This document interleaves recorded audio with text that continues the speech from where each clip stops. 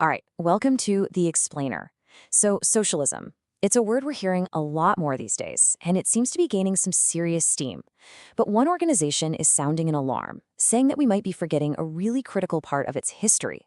Today, we're diving into a primer from Americans Against Socialism to understand their take on what they call the devastating consequences of these ideas. Now, just to be clear, everything we're looking at today comes straight from their educational booklet, and their core argument that socialism isn't just a historical topic, but a real and growing threat to liberty right here, right now. So that brings us to the big question they kick things off with. I mean, you have to wonder, right?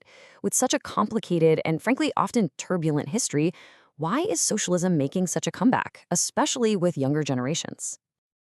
Well, according to this booklet, the answer is pretty straightforward. They argue it all boils down to one thing: a failure to teach the tough, often tragic lessons of the 20th century. It's like we've developed a kind of historical amnesia.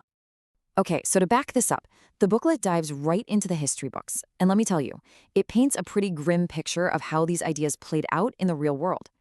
And to really frame the scale of what they're talking about, the primer points to the work of historian Stéphane Courtois.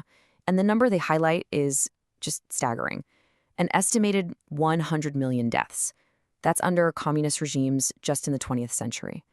From there, they run through a list of historical case studies that they see as major failures of this collectivist ideology. We're talking about the mass purges in the Soviet Union, the catastrophic famine from Mao's Great Leap Forward in China, and they even include the genocide by the National Socialist Party in Germany, arguing that there's a common, dangerous thread connecting all of them.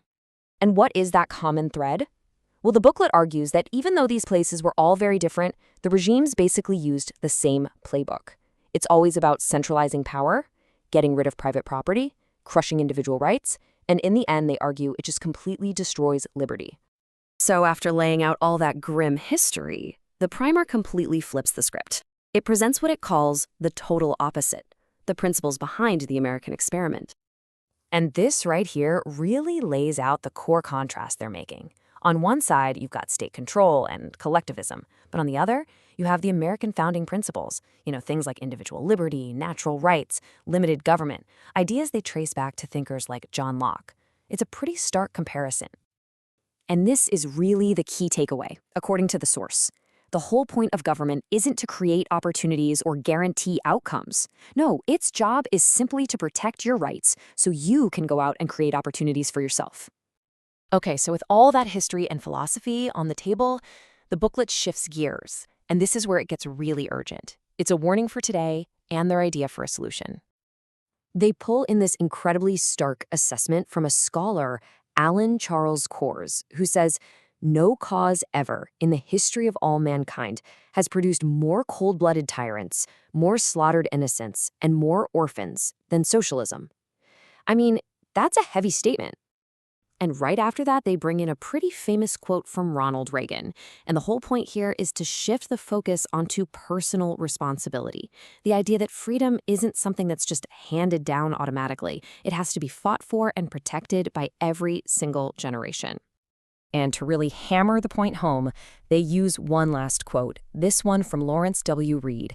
He basically argues that anytime you try to build that perfect Marxist utopia, you don't get a utopia. You get what he calls full-blown, unadulterated socialism. So, okay, after laying out all of that, the history, the warnings, what's the answer they propose? It's actually really simple. It all comes down to one word: education.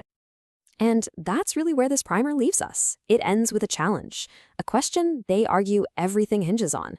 It's not just about knowing the past. It's about figuring out how we can use those incredibly tough lessons from history to actually defend liberty today. Something to think about.